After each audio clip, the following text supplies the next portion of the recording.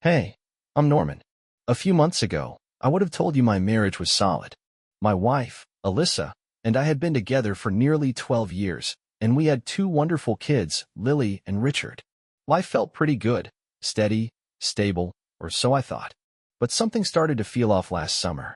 Alyssa had always been passionate about our garden, and it was something she took a lot of pride in. She hired a new gardener, a young guy named Liam. He was a bit younger than us and had that laid-back charm that made everyone like him right away. At first, there was no reason to worry. He was friendly, knew his stuff when it came to plants, and Alyssa couldn't stop praising his skills. But then, I began to notice little things that set off alarms in my head. Alyssa started spending hours in the garden, way more time than she used to. She'd come back inside looking flustered and sweaty. When I asked her about it, she'd just brush it off, saying she was learning new gardening tips or helping Liam out. I didn't want to overthink it. After all, she'd always loved gardening. So, I told myself I was just being paranoid. But then there was the phone situation. She'd laugh at texts, but the second I walked in, she'd hide her screen. I convinced myself it was nothing, just me being overly suspicious. We had a family, two kids, and a life together. Why would she risk it all? Yet, no matter how hard I tried, that uneasy feeling stuck with me. Finally, one night, I decided to confront her. When I brought it up, Alyssa immediately got defensive, saying I was being ridiculous. "Norman, you're imagining things. Liam is just the gardener," she said, rolling her eyes like I was the one in the wrong. I wanted to trust her, but the way she reacted didn't sit right. Still, I tried to let it go, hoping I was just overthinking. But her behavior kept changing. She started dressing up to go outside, wearing makeup even when she was just in the garden. It didn't make sense. I told myself, everyone likes to feel attractive, right? But deep down, I knew something wasn't adding up. Then came the night that destroyed everything. It was a warm Friday, and I got home early from work. The kids were at a sleepover, so the house was unusually quiet. I noticed the back door was cracked open, and out of curiosity, I stepped into the garden. That's when I saw them, Alyssa and Liam, wrapped in each other's arms, kissing like teenagers. My heart sank. I couldn't breathe. They didn't notice me at first. When they finally saw me, Alyssa jerked away, trying to act like nothing happened. "Norman, it's not what you think," she stammered. But the guilt on her face was undeniable. The way she clung to him in that moment, it shattered something inside me. My wife, the woman I thought I knew, was having an affair with the gardener. I turned around and went back inside, my mind spinning. How had I been so blind? What was I supposed to do now? That night, everything felt like a blur, just images of them together playing over and over in my head. The next morning, Alyssa acted like nothing had happened, like I wasn't walking around with my heart shattered. It only made things worse. She pretended everything was fine, like I should just forget what I saw. The anger inside me was boiling over, but I needed more than just that moment in the garden. I needed solid proof. So, I did something I never thought I would. I checked her phone. She was in the shower, and I grabbed it, my heart pounding. The texts between her and Liam were all there. Flirty messages, explicit conversations, and even plans to meet up again. I took screenshots of everything and sent them to my email. There was no way she could deny it now. When Alyssa came out of the shower, I was already sitting in the living room, my hands shaking with both rage and disbelief. "We need to talk," I said. The look on her face told me she knew exactly what was coming. She sat down, the guilt hitting her hard. "Norman, I'm sorry," she whispered, her face buried in her hands. "I didn't mean for it to go this far." I couldn't believe what I was hearing. "Didn't mean for it to go this far?" I said, barely able to hold myself together. "You were with the gardener, Alyssa. How could you do this to me? To our kids?" Her tears started flowing as she tried to apologize, but it didn't change anything. I was so alone. "It didn't mean anything, I swear," she said. But I just shook my head in disbelief. "Didn't mean anything?" I snapped. "You lie to me every single day. How am I supposed to trust anything you say now?" She reached out, trying to touch me, but I pulled away. "Don't. Just don't." She begged, asking for counseling, claiming she still loved me, and that we could fix things. But all I felt was the sting of betrayal. I grabbed my keys and left, desperate to escape from her, from the lies, from everything. I drove aimlessly for hours, trying to clear my mind. Every time I closed my eyes, all I saw was them in the garden. Every time I thought of Lily and Richard, it felt like my heart was breaking a little more. How could I explain this to them? How would they ever understand something like this? By the time I came home, Alyssa was still sitting at the kitchen table, crying, begging me to give us a chance for the kids' sake. I was exhausted. All right, I finally said, giving in. We'll try counseling, but this isn't going to be easy. I don't even know if it's possible to fix what you've broken, I added. Alyssa promised she'd do whatever it took, but I couldn't bring myself to feel hopeful. The days that followed felt like we were stuck in a fog. We moved around the house like strangers, barely speaking. Our first counseling appointment wasn't for another week, and each day felt like an eternity. Then, one evening, I came home from work and found Liam standing in my kitchen. Just seeing him in my house made my blood boil. What the hell is he doing here? I demanded. Alyssa looked nervous, almost guilty. Norman, I asked him to come. We need to talk. Talk? I shot a glare at Liam. There's nothing to talk about. Get out of my house. Liam mumbled some kind of apology and left. I slammed the door behind him, turning to Alyssa, furious. After everything, you still let him in here? How could you do that? She broke down, but I couldn't feel anything but anger. You need to choose, Alyssa. Him or me. You can't have both. She sobbed, promising to end things with Liam, but the damage was already done. We'll see, I said coldly. But if I catch you seeing him again, it's over. The next few days were tense, but she kept her word and cut him off completely. We started counseling, and while it was a small step forward, the anger and hurt didn't go away. Every time I looked at her, all I could think about was her with him. About a month later, Alyssa came to me with an idea I wasn't expecting. Norman, maybe we should move. Somewhere new, where we can start fresh. Leave all of this behind. The thought of escaping everything was tempting. But deep down, I knew the truth. No matter where we went, her betrayal would follow us. That pain? It was here to stay. It was something we'd have to face again and again, until it either tore us apart or somehow made us stronger. The days turned into weeks, and Alyssa's betrayal lingered over us, like a dark cloud, suffocating everything in its path. The initial shock had faded, but the pain? That was as sharp as ever, infecting every part of my life. I found myself snapping at Lily and Richard over the smallest things, avoiding conversations with friends, and barely keeping it together at work. My world had been turned upside down, and I was struggling to find any sense of balance amidst the wreckage. Counseling felt like a mix of hope and frustration. Some days it seemed like we were making progress, slowly peeling away the layers of hurt and trying to rebuild. On other days, it felt like we were just saying what we thought the counselor wanted to hear, going through the motions. Alyssa was putting in the effort. She was more present, more attentive, but it always felt like too little, too late. One night, after a particularly draining session, I found myself sitting alone in the living room, nursing a drink. The kids were already asleep, and Alyssa was upstairs, probably crying herself to sleep again. I couldn't bring myself to go up there. I just needed space, time to think. The silence in the house felt suffocating. I stared blankly at the family photos on the wall, at the life we'd once built together. It all seemed tainted now, overshadowed by her betrayal. I picked up a framed picture from our wedding day, the happiest day of my life. Now, it felt like a cruel joke.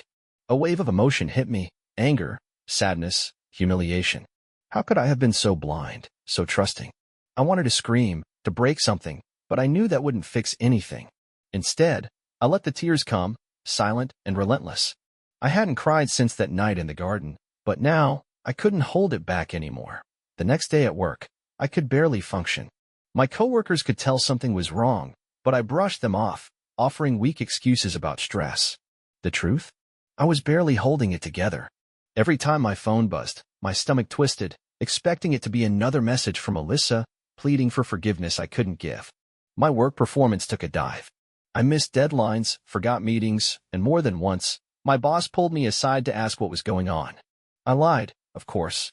I promised I'd get back on track, but inside, I had no idea how. The emotional weight of everything was overwhelming. I felt like I was drowning, disconnected from everything and everyone. The things that used to bring me joy, my kids, my work, life itself, were gone. All that was left was a constant ache, gnawing away at me. One night, as I tucked Lily and Richard into bed, Lily looked up at me with those big, innocent eyes and asked, "Daddy, why are you sad all the time?" Her question hit me harder than I expected. I forced a smile, brushing her hair back gently. "I'm just tired, sweetheart. Daddy's had a lot on his mind." She nodded, accepting my answer, but I could see the worry in her eyes. Richard wasn't himself either. He'd been quieter, withdrawn, and it broke my heart to see my kids affected by all of this. My inability to handle it was spilling over onto them, and that was the last thing I wanted. Later that night, after the kids were asleep, Alyssa came to me. She looked completely drained, eyes swollen and red from crying, her voice shaking as she spoke. "Norman, I know I've hurt you. I know things will never be the same, but I love you, and I'll do whatever it takes to make this right." I looked at her, the woman I had loved for over a decade, and felt a flicker of that old affection. But it was buried deep under layers of anger and distrust. "Alyssa, I don't know if we can ever go back to what we were. You've broken something inside me that might never heal." She nodded, tears falling freely down her face. "I understand, but I'm not giving up on us, Norman. I can't.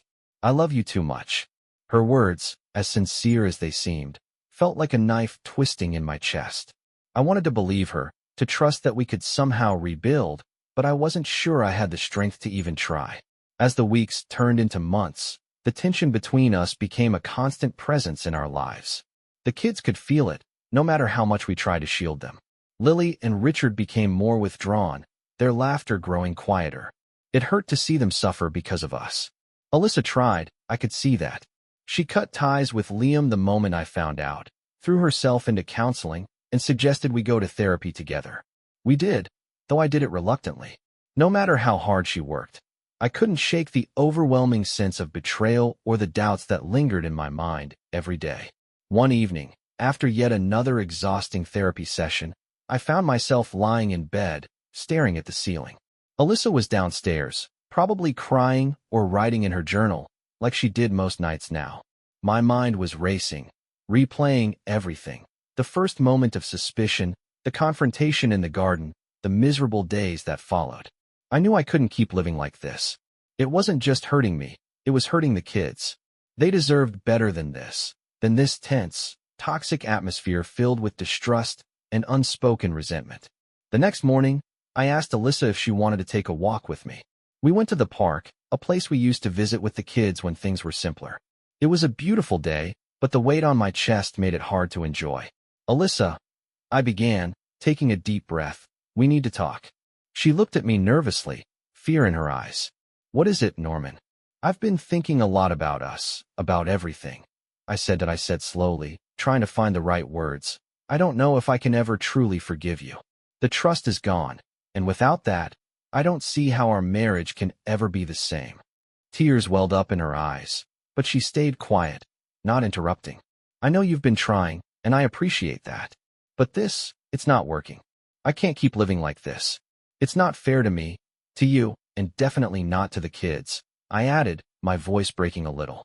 Her voice trembled as she responded. "So, what are you saying? Are you giving up on us?" I shook my head. "I'm not giving up, Alyssa.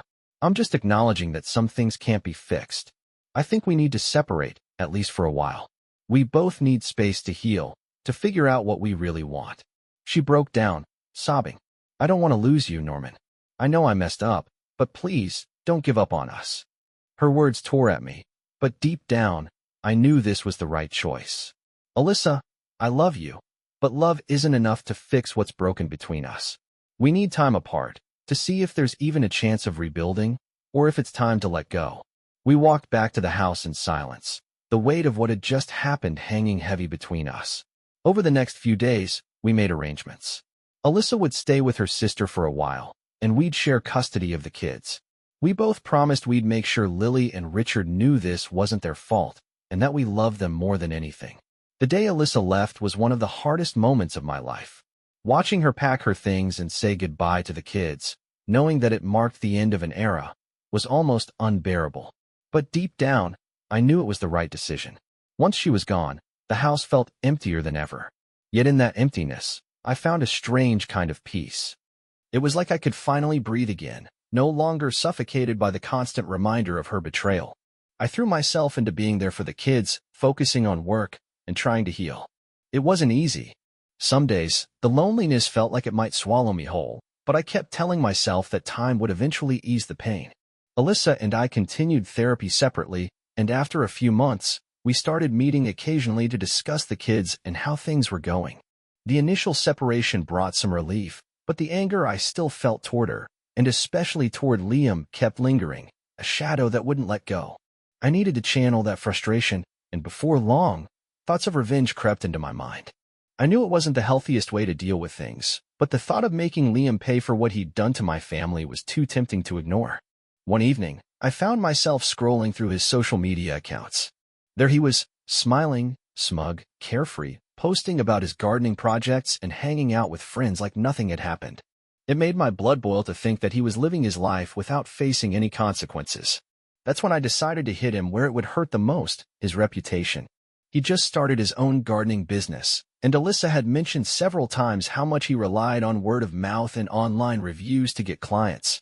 So, I created a few fake accounts and flooded every platform I could find with negative reviews. I painted him as unreliable, unprofessional, even suggesting inappropriate behavior with female clients. But I didn't stop there. I reached out to my buddy Noah, who worked in IT security. At first, Noah wasn't too thrilled about the idea, warning me about potential legal consequences.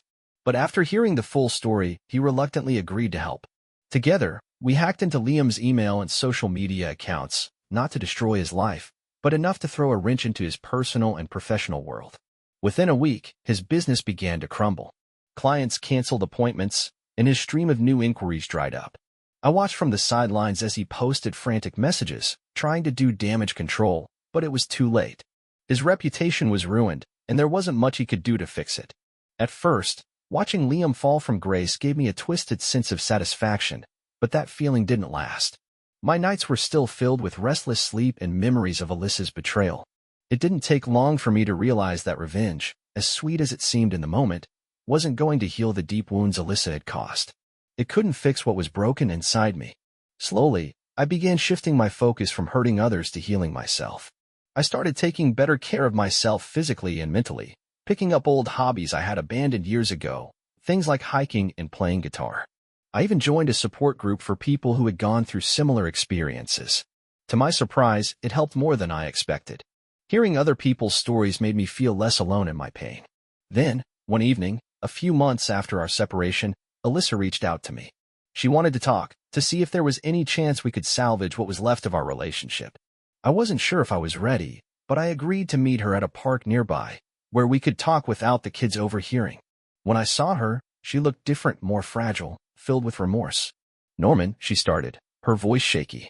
"I know I've hurt you in ways I can never undo, but I still love you, and I want to try to make things right. I'll do whatever it takes." I looked at her, the woman I had once shared everything with, and felt a mix of emotions. Anger, yes, but also a deep sadness and a faint glimmer of the love we once had. "Alyssa, I don't know," I replied honestly.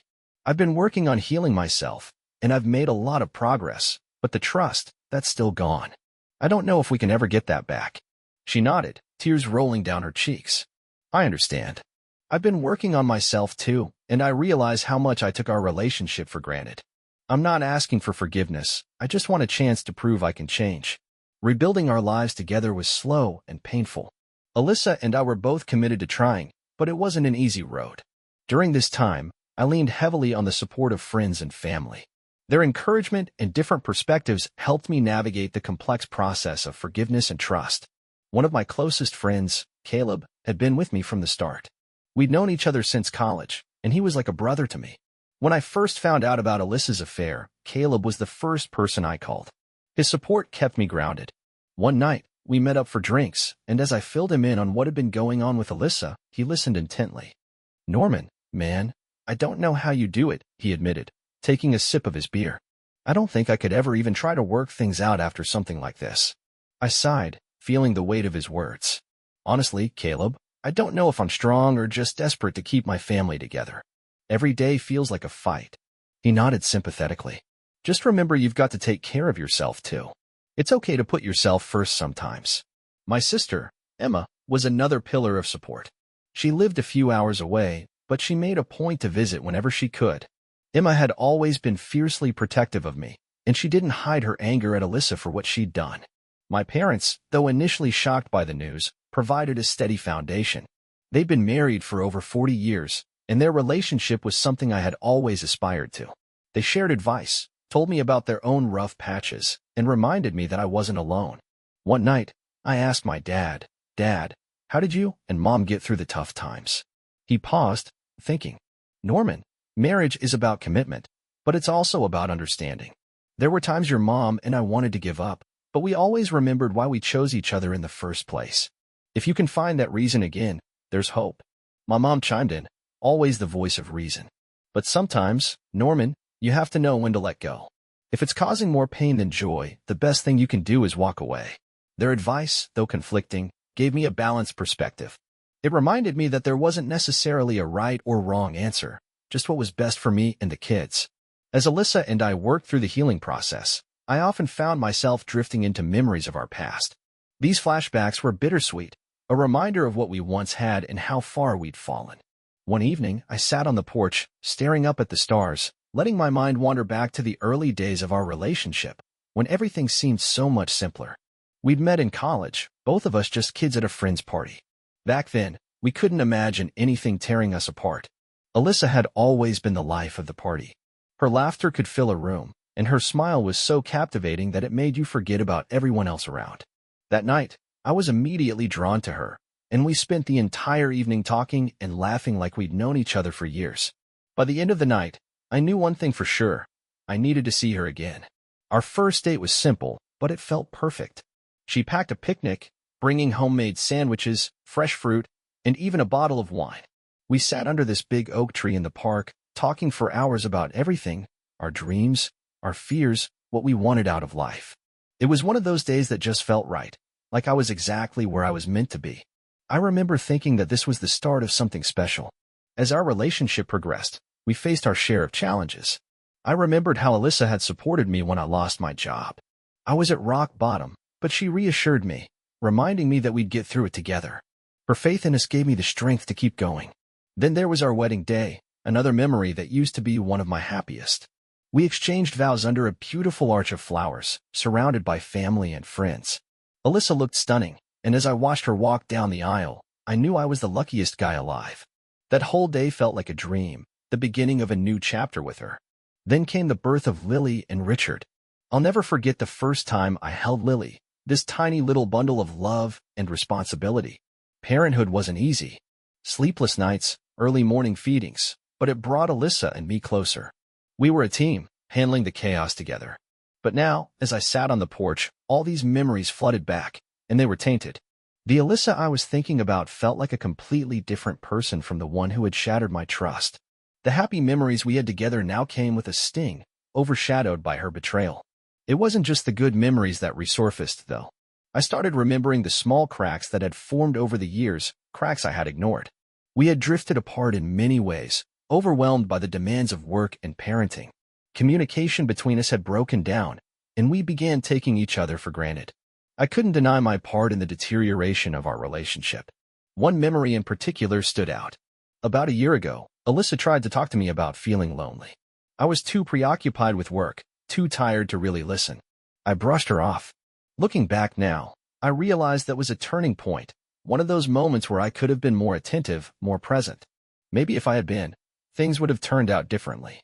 Confronting these memories was painful, but it also brought me clarity. Our relationship had always been a mix of highs and lows, joy and struggle. The affair was a devastating blow, but it wasn't the only problem. It was a symptom of deeper issues that had been festering for a long time. The next day, during our counseling session, I opened up to Alyssa about these flashbacks. I told her about the good times and the moments when things had started to falter. Tears ran down her face as she listened, hearing the pain in my voice. I miss those days, she said quietly. I miss us.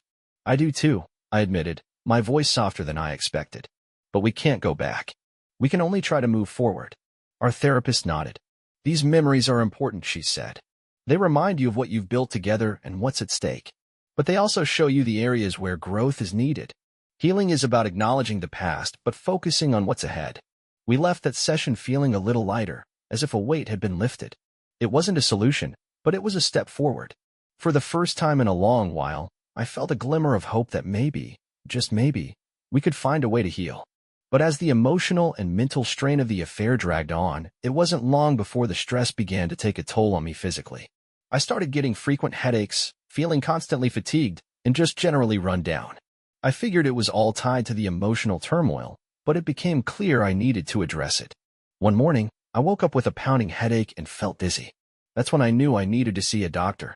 Despite everything going on between us, Alyssa insisted on coming with me. She looked genuinely worried, and even though things were strained, I appreciated her concern. The doctor ran a series of tests, asking about my symptoms and lifestyle. When he sat us down with the results, it was clear my body was reacting to the stress I'd been under for so long. "Norman, you've got high blood pressure and elevated stress levels.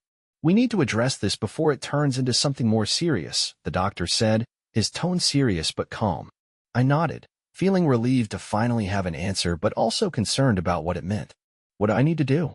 I asked.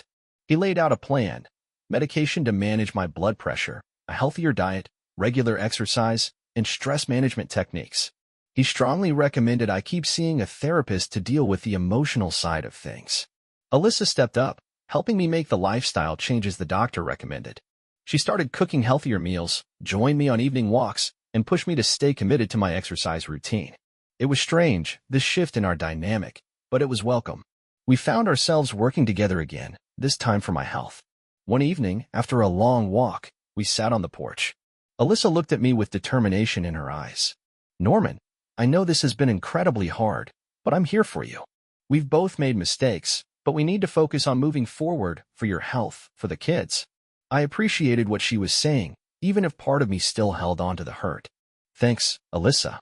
I'm trying, but it's just a lot." "I know," she said softly, "but we're in this together, and we'll get through it." During this time, I also reconnected with the kids in a deeper way. We spent more quality time together, doing the things that made us all happy, playing board games, riding bikes, watching movies. These moments became my source of joy and healing. One night, as I was tucking Lily and Richard into bed, Lily looked up at me with her big, curious eyes. "Daddy, are you feeling better now?" I smiled, feeling warmth in my chest that I hadn't felt in a long time. "Yeah, sweetheart. I'm feeling better, and I'm gonna keep getting better. I promise." As I left their room, I realized that despite all the challenges, I was finding my way back to a healthier version of myself. The journey wasn't over, not by a long shot, but I felt more ready to face whatever lay ahead. The pain from Alyssa's affair would never completely disappear, but we learned to live with it, to grow from it. We made the decision to focus on the future and on the love we had for our children. After months of trying to rebuild our relationship, Alyssa and I came to a mutual decision. It was time to part ways. We realized that despite our best efforts, we couldn't fully restore the trust and connection we once had. It was hard, but it was the right decision for us and for our kids. The divorce process wasn't easy, but we kept things amicable for the sake of Lily and Richard. We agreed on joint custody, making sure the kids knew they were loved and supported through the transition. They took the news better than we expected, partly because we'd been open about the changes in our family. Alyssa moved out and eventually moved in with Liam. At first, the thought of her being with him reignited my anger and sense of betrayal, but over time, I've come to terms with it. She seems genuinely happy, and at this point, that's all I can really ask for. I'm learning to let go of the resentment. As for me, I've been focused on rebuilding my life. I stayed in the house, providing some stability for the kids. We've built new routines and traditions, and while it's not always easy, we're managing. I've reconnected with old friends, picked up new hobbies, and even started dating again. It's been a slow process, but I'm learning to enjoy life on my own terms again. Work has improved too. With the emotional chaos behind me, I've been able to focus and even took on some new projects that reignited my passion for my career. My colleagues have noticed the difference, and I'm proud of the progress I've made. The kids are thriving as well. Lily's gotten into painting, and Richard is all about soccer. We spend a lot of time together, and I make sure to be there for all their important moments. Therapy has remained a constant in my life, helping me process my feelings and continue moving forward. I've stayed connected to the support group, and it's been a source of strength to hear from others who've been through similar experiences. Looking back, I realize this journey has been painful, but it's also taught me a lot about resilience, forgiveness, and the importance of taking care of myself. Life doesn't always go the way you plan, but that doesn't mean it can't still be good. If you enjoyed the story, please like and subscribe to the channel.